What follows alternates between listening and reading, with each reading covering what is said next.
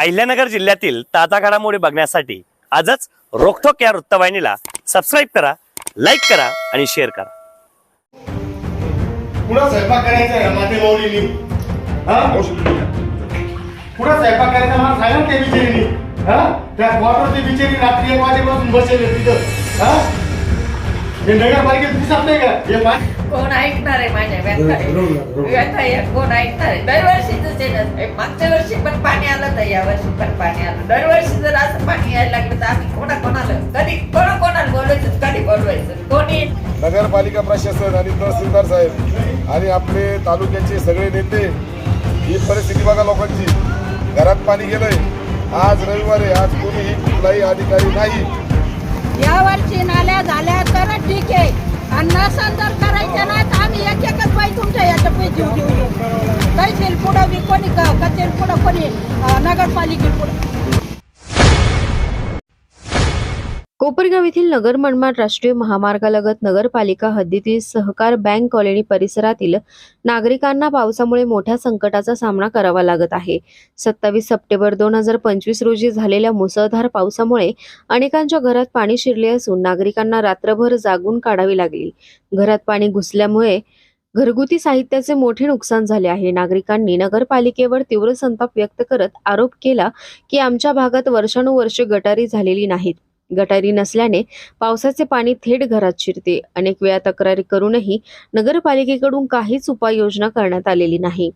घटना समजताच मनसेचे अनिल गायकवाड व ठाकरे गटाचे भरत मोरे यांनी घटनास्थळी भेट देऊन नागरिकांची परिस्थिती जाणून घेतली। त्यांनी तात्काळ नगरपालिकेचे मुख्याधिकारी यांच्याशी संपर्क साधून संपूर्ण माहिती दिली। मुख्याधिकाऱ्यांनी आरोग्य विभागाचे आरणे यांना तातडीने पाठवत घरातील पाणी उपसण्याचे आदेश दिले। दरम्यान गायकवाड व मोरे यांनी नगरपालिकेला इशारा दिला की या भागातील नागरिकांना कायमस्वरूपी या संकटातून मुक्त करा, अन्यथा मोठे आंदोलन छेडण्यात येईल। या वर्षी नाल्या झाल्या तर ठीक आहे, आणि नसन जर करायचं नाही तर आम्ही एकच बाई तुमच्या याच्या पैसे जीव घेऊ। तहसील पुढं बी कोणी कचेरी पुढं कोणी नगरपालिके पुढं। आणि मी तर आजच जीव द्यायला तयार या लोकांसाठी माझ्या कॉलनीत। चालेल का?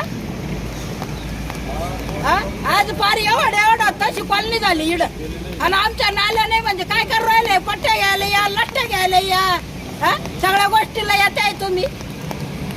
आहे का आमचं काही त्याच्यामध्ये? हा, लगे लाईट कट। तुम्ही ना लाईट भरली नाही म्हणते,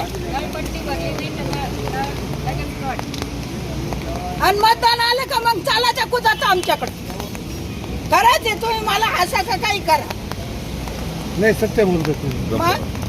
मग काय येत्या तुम्ही आमच्याकडे? मग यायचंच नाही ना, राहू द्या ना आम्हाला पाण्यामध्येच। मग पाणी कुठून येत आहे? फार टाकळी फाट्यापासून पाणी येतं। हे संरक्षण करणं कोणाचं आहे भाऊ? तुमच्या पायातले काढा, माहिती होणार मी जर काही वायड वाटलं बोलत असं। आता नाही आले तर परत कधीच यायचं नाही म्हणायचं। झाला ना अंगावर टाका मारून म्हातारे। शिपी येऊन गेला, थोडंसं खोदलं पण पाणी अजून काही कमी झालेलं नाही।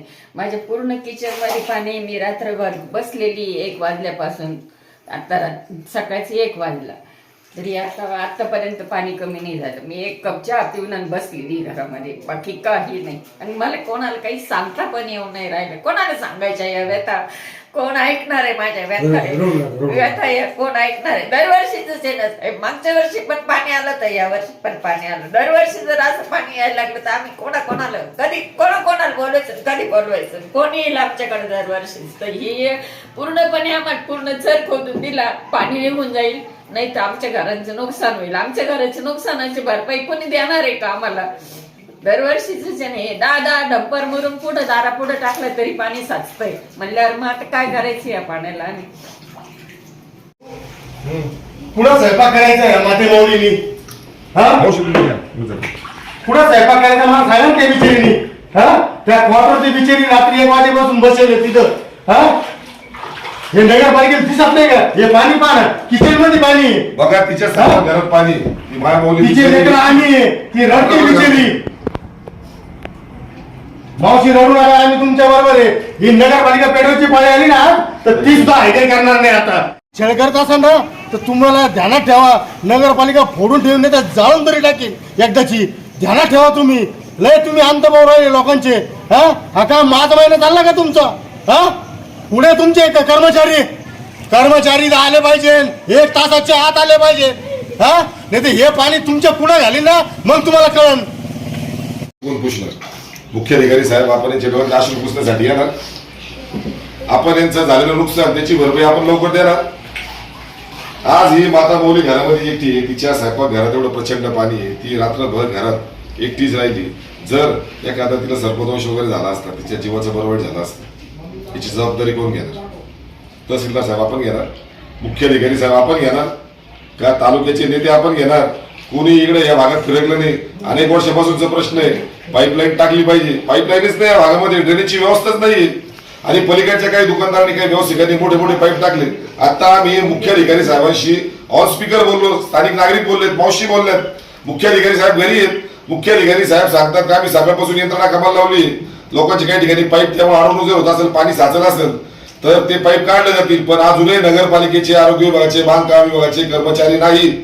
ती जर पाईपलाईन काढली असती तर 100% पाण्याचा सगळा निचरा झाला असता. पण पाण्याचा निचरा झाला नाही याचा अर्थ नगरपालिकेचे कर्मचारी आले नाही. येतोय आता आम्ही दोघं पण नगरपालिकेत आताच तुमचे जीसीबी फोडतो तिथे येऊन. मग पहा मग तुम्ही जीसीबी तुमचा खराब झालेला आहे, नवा जीसीबी घेतलेला आहे तुम्ही. आता का अमेरिकेवर आणलेला आहे का तो? हा हरामखोर झाले. हा पैसे खायचे तर खायचे त्याच्यामध्ये. लाजा वाटल्या पाहिजे. गोरगरिबाच्या घरात पाणी चाललं, हा यांना बोलायला कोणी नाही म्हणून का आम्ही दोघं तिथे येतोय. मीन भरत भाऊ तिथं तुमचं जीसीबीच फोडतो आणि तुमची कॅरिंग पण फोडतो.